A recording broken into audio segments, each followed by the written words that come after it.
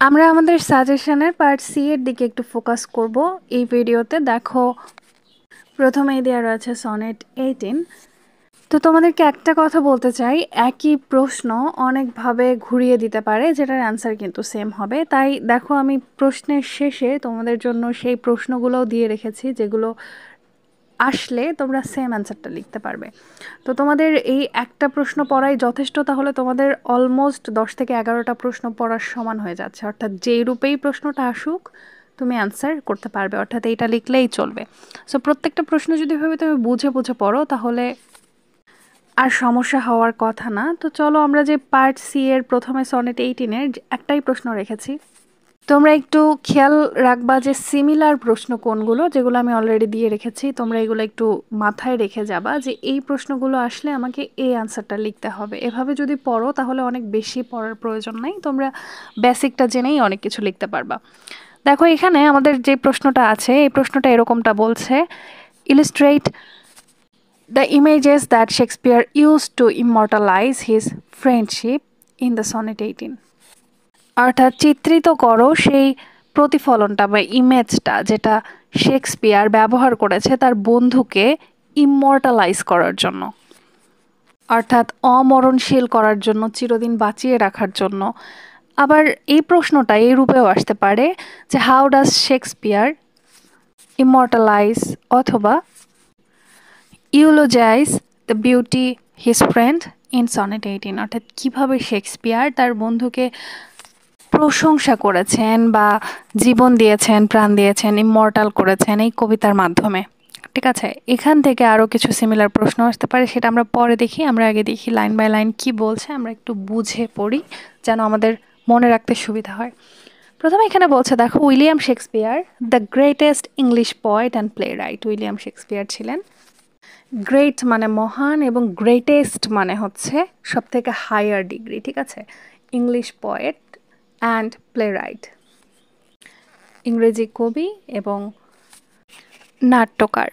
আমরা যখন কোনো উত্তর লিখব, আমরা শুরুতে সেই কবি সম্পর্কে একটুখানি লিখে নিব এবং কবিতার সম্পর্কে একটু ডিটেলস লেখার চেষ্টা করব। তো এখানে বলছেন রোড সনেট 18। তো এই যে উইলিয়াম শেক্সপিয়ার, যিনি কিনা একজন বিখ্যাত কবি এবং নাট্যকার, তিনি সনেট 18 লিখেছেন অ্যারাউন্ড 1609, অর্থাৎ 1609-এর আশেপাশে, as part of his famous collection. তো এটাকে লিখেছেন তার যেটা পপুলার বা ফেমাস কালেকশন রয়েছে, সংকলন, সেটার একটা অংশ হিসাবে। ঠিক আছে, যেখানে 154টা সনেট রয়েছে, collection of 154 sonnets. This sonnet is one of his most popular and admired poems.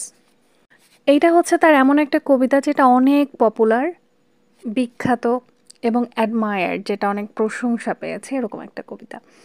In sonnet 18 Shakespeare praises. Sonnet 18-এ শেক্সপিয়ার প্রশংসা করেন the beauty of his friend, তার বন্ধুর যে সৌন্দর্য রয়েছে সেটা সম্পর্কে, and expresses how that beauty will be immortalize for ever, এবং সেটা আমাদের সামনে এক্সপ্রেস করে যে কিভাবে তার যে বিউটি আছে সেটা ইমর্টালাইজ হতে পারে চিরদিনের জন্য, থ্রু পোয়েট্রি, কিভাবে? কবিতার মাধ্যমে। The poem is well known for its simple yet powerful language. তো এই কবিতাটা কেন বেশি ওয়েল নোন, অর্থাৎ অনেক মানুষ জানে বা পরিচিত, এরকম একটা কবিতা কেন? কারণ এইটার সিম্পল এবং পাওয়ারফুল ল্যাঙ্গুয়েজ। ঠিক আছে, এর ল্যাঙ্গুয়েজটা যেমন সিম্পল তেমন powerful. And timeless theme of eternal beauty, এবং চিরন্তন যে সৌন্দর্য রয়েছে সেটার একটা টাইমলেস থিম এটা, অর্থাৎ এই সৌন্দর্যটা চিরকাল বদলাবে না। হ্যাঁ, এরকম একটা থিমে লেখা। ইটার্নাল বিউটি বলতে চিরন্তন সৌন্দর্য বোঝায়, অর্থাৎ যেই সৌন্দর্যটা চিরকালের জন্য, সব সময়ের জন্য যে সৌন্দর্য। এবার দেখো, আমরা আরেকটু ইনক্লুড করছি। ইন দিস পোয়েম, এই কবিতায় Shakespeare immortalizes the beauty of his friend in sonnet 18। এই কবিতায় শেক্সপিয়ার কি করেছে? ইমর্টালাইজ করেছে। কোন জিনিসটাকে ইমর্টালাইজ করেছে? The beauty of his friend, তার বন্ধুর সৌন্দর্য। কোথায় করেছে? ইন সনেট 18, সনেট 18 কবিতায়। The poem opens with the famous line. এই কবিতাটা শুরু হয় একটা বিখ্যাত লাইনের সাথে, এখানে দেখো আমরা কবিতার একটা লাইন ইউজ করছি, shall I compare thee to a summer's day. এই যে এই কবিতাটার লাইনটা আমরা তুলে দিছি এটাকে বলা হয় কোটেশন, ঠিক আছে?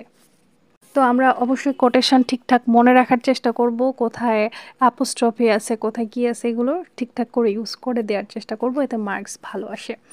তো দেখো আমরা এই কবিতা থেকেই নিলাম কোটেশন। মানে কোটেশনের নিয়মটা হচ্ছে তুমি যেই রিলেটেড লিখতেছো প্রশ্নের উত্তর সেই টপিক থেকেই একটা লাইন তুলে দেওয়া, যেই লাইনটার সাথে তোমার প্রশ্নের উত্তরের মিল আছে, ঠিক আছে? তো দেখো এখানে সে বলছে আমি কি তাকে একটা গ্রীষ্মের দিনের সাথে তুলনা করতে পারি। এরপরে হিয়ার এখানে Shakespeare begins by comparing his friend's beauty. এখানে শেক্সপিয়ার শুরু করে কিভাবে, কম্পেয়ার করে, তুলনা করে, হিজ ফ্রেন্ডস বিউটি, তার বন্ধুর সৌন্দর্য, to a lovely summer day, কার সাথে, একটা সুন্দর গ্রীষ্মের দিনের সাথে, হুইচ ইজ ওয়ার্ম, যেটা ছিল উষ্ণ, ব্রাইট, উজ্জ্বল, অ্যান্ড প্লেজেন্ট, অর্থাৎ আনন্দদায়ক। However, he quickly explains that a summer's day is not perfect. তো সে এরপরে কি করে, এটাও এক্সপ্লেইন করে যে সামার ডে পারফেক্ট নয়। It can be too hot, এটা প্রচণ্ড উত্তপ্ত হতে পারে। উইন্ডি, অনেক বেশি ঝোড়ো বাতাস টাইপের হতে পারে। Or too short in duration, এবং সময়ের দিক দিয়ে অনেক ছোট হতে পারে, অর্থাৎ এই দিনটা দ্রুত চলে যেতে পারে। সামার ফেডস, অর্থাৎ গ্রীষ্ম মলিন হয়ে যেতে পারে। And it's beauty does not last long, অর্থাৎ এটার সৌন্দর্য সেইটা চিরদিনের জন্য না বা অনেক দিন টিকে থাকবে এমন নয়। শেক্সপিয়ার দেন সেইস, তারপরে শেক্সপিয়ার আবার বলেছে, but the eternal summer shall not fade. এটাও আমাদের কবিতা থেকে নেওয়া একটা লাইন। তিনি বলেছিলেন কিন্তু তার যে চিরন্তন সৌন্দর্য আছে সেটা কখনোই ফেড হয়ে যাবে না, ঠিক আছে, মলিন হবে না। কার? তার বন্ধুর, তাই না? So nor lose possession of that fair thou ow'st, অর্থাৎ তার বন্ধুরটা কখনোই শেষ হয়ে যাবে না। This means that unlike a summer day, অর্থাৎ সামার ডের মতো না, his friend's beauty will never fade, তার বন্ধুর সৌন্দর্য কখনোই মলিন হয়ে যাবে না। অর ডিমিনিশ, ডিমিনিশ মানে হচ্ছে হ্রাস পাওয়া। It is an eternal summer, এইটা হচ্ছে একটা চিরন্তন গ্রীষ্ম। এই চিরন্তন গ্রীষ্ম, এই এটার্নাল সামার, এই কথাটাও আমরা কবিতা থেকে নিয়েছি। Which means everlasting youth and লাভলিনেস, অর্থাৎ কখনোই শেষ হবে না এমন যৌবন এবং সৌন্দর্য। এরপরে দেখো আমরা বলতে পারি the key idea is that the friend's beauty is immortalized in the poem itself, যে এটার কি আইডিয়া হলো, অর্থাৎ পুরো কবিতাটা থেকে আমরা পাই যে তার বন্ধুর সৌন্দর্য এই কবিতার মধ্যে ইমর্টালাইজ করা আছে। এই কবিতা স্বয়ং তার বন্ধুর সৌন্দর্যের প্রমাণ, এই কবিতাটা কখনো হারাবে না, যার কারণে তার বন্ধুর যেই সৌন্দর্য আছে সেটা ইমর্টালাইজড হয়ে থাকবে। তো শেক্সপিয়ার রাইটস, শেক্সপিয়ার লেখে, so long as man can breathe or eyes can see, যতদিন পর্যন্ত মানুষ নিঃশ্বাস নেবে এবং চোখ দেখতে পাবে, so long lives this and this gives life to thee, অর্থাৎ এই কবিতাটা যতদিন বেঁচে থাকবে ততদিন তার বন্ধু এই যে বিষয়টা ইটার্নাল, এটা প্রিজার্ভড হয়ে থাকবে, এই বিষয়টা অমর হয়ে থাকবে। Here this means the poem, এখানে দিস বলতে বোঝাচ্ছে সেই কবিতাটা। শেক্সপিয়ার ক্লেইমস দ্যাট, শেক্সপিয়ার বলেন এটা, as long as people live and read, যতদিন পর্যন্ত মানুষ বসবাস করবে এবং পড়াশোনা করবে, the poem will live on, এই কবিতাটা জীবিত থাকবে। অ্যান্ড থ্রু ইট, এবং এই কবিতাটার মাধ্যমে his friend's beauty will live for ever, এবং তার বন্ধুর যে বিউটিটা রয়েছে এটা চিরদিনের মতো থেকে যাবে। দিস ইজ হাউ শেক্সপিয়ার, এইভাবে শেক্সপিয়ার ইমর্টালাইজ সেস আর প্রেইজেস, অর্থাৎ কি করেছেন, অমরত্ব দান করেছেন এবং প্রশংসা করেছেন। হিজ ফ্রেন্ডস বিউটি, কিসের প্রশংসা করেছেন? তার বন্ধুর সৌন্দর্যের। নট বাই ফিজিক্যাল মিনস, শুধুমাত্র শারীরিক অর্থে নয়, but through the power of his words, কীভাবে? তার শব্দের যে ক্ষমতা আছে তার কবিতার, সেই ক্ষমতার সাহায্যে। এরপরে দেখো আরেকটু রয়েছে, through out the sonnet Shakespeare uses natural images. তো এই কবিতার সাহায্যে শেক্সপিয়ার কি ব্যবহার করেছে? প্রাকৃতিক প্রতিচ্ছবি, যেমন summer, the sun, the changing seasons, to highlight the contrast between fleeting nature and the eternal nature of poetry.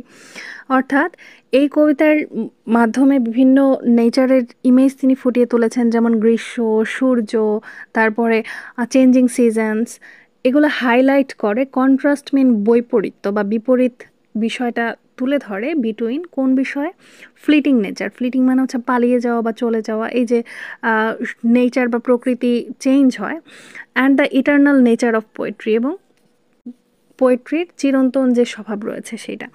এবার দেখো, by doing this he shows that, এই কাজটা করে সে এটা দেখায়, poetry has the unique power, কবিতার রয়েছে একটা ইউনিক ক্ষমতা টু প্রিজার্ভ, কি করার, সংরক্ষণ করার, beauty beyond time and decay. তো এই সৌন্দর্যকে সংরক্ষণ করার একটা কবিতার একটা ক্ষমতা রয়েছে, যেটা সময়ের পরও ডিকে হয়ে যায় না, মলিন হয়ে যায় না, অনেক সময় ধরে চলতে থাকে। এই যে সৌন্দর্য সংরক্ষণের ক্ষমতা আছে কবির, সেটা বুঝিয়েছে কবিতার। এবার দেখো, ইন কনক্লুশন, সবার শেষে আমরা বলতে পারি, Shakespeare praises his friend's beauty, Shakespeare তার বন্ধুর সৌন্দর্যের প্রশংসা করে, by comparing it to a summer day. তো এইটা হচ্ছে সামার ডে বা গ্রীষ্মের দিনের সাথে কম্পেয়ার করে তার বন্ধুর প্রশংসা করে, but then shows that his friend's beauty is far more lasting. কিন্তু শেষে বলে যে তার বন্ধুর সৌন্দর্য অনেক দিন পর্যন্ত লাস্টিং করবে বা প্রিজার্ভ থাকবে, যেটা প্রকৃতির থাকে না। টু দ্য পোয়েম, এই কবিতার মাধ্যমে Shakespeare eulogize and immortalize this beauty. তো এর মাধ্যমে ইউলোজাইজ মানে হচ্ছে প্রশংসা করা, শেক্সপিয়ার প্রশংসা করে, এবং ইমর্টালাইজ অর্থাৎ অমরত্ব দান করে দিস বিউটি, এই সৌন্দর্যকে। এবার দেখো, proving that art and friendship can overcome time and morality.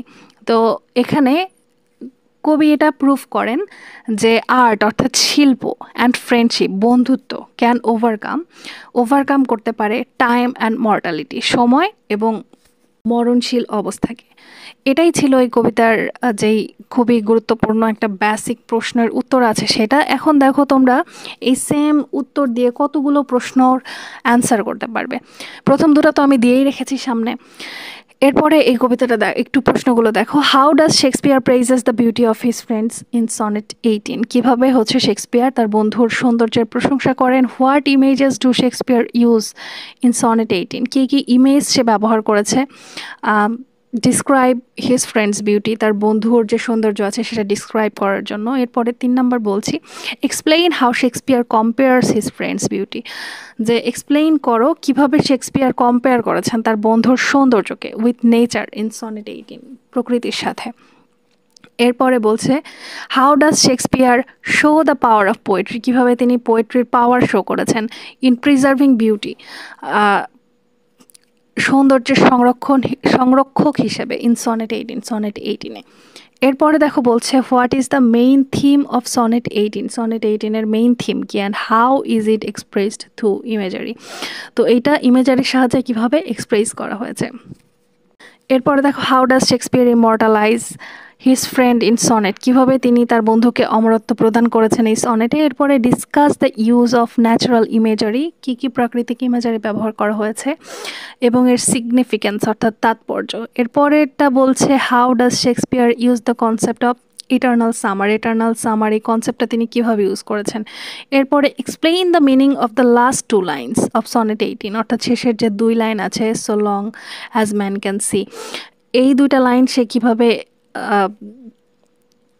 সব থেকে ইম্পর্ট্যান্ট লাইন হয় বা এর মানে কি এই সনেটে বা তার গুরুত্ব কি, এটা বোঝাচ্ছে। এরপরে 10 নম্বর বলছে, how does Shakespeare describe the effect of time, কীভাবে সে ডিসক্রাইব করেছে সময়ের প্রভাবকে অন বিউটি, সৌন্দর্যের ওপর সময়ের প্রভাবকে কীভাবে ডিসকাস করেছেন সনেট 18-এ। তো এই ধরনের যে প্রশ্নগুলো আছে, এখন আরও অনেক প্রশ্ন আছে যেগুলো পড়ে তোমাদের মনে হবে এই প্রশ্নগুলোর সাথে সিমিলার। যদি সেরকম কিছু আসে তো তোমরা চাইলে অ্যান্সারটা দিতে পারো বা এটাই দিবে। সো যেহেতু সময় কম, এটা পড়ে একটু লিখে ফেলো সুন্দর করে, কারণ এটা অনেক ইম্পর্ট্যান্ট একটা প্রশ্ন। আর পার্ট সি এর জন্য সনেট 18 থেকে একটা প্রশ্নের উত্তর পড়লেই হচ্ছে, এবং প্রশ্নের যেসব সিমিলারিটি রয়েছে প্রশ্নের মধ্যে প্রশ্নর, এই জিনিসগুলো একটু বুঝে ট্রাই করবা, তাহলে ইনশাল্লাহ ভালো পরীক্ষা দিতে পারবা।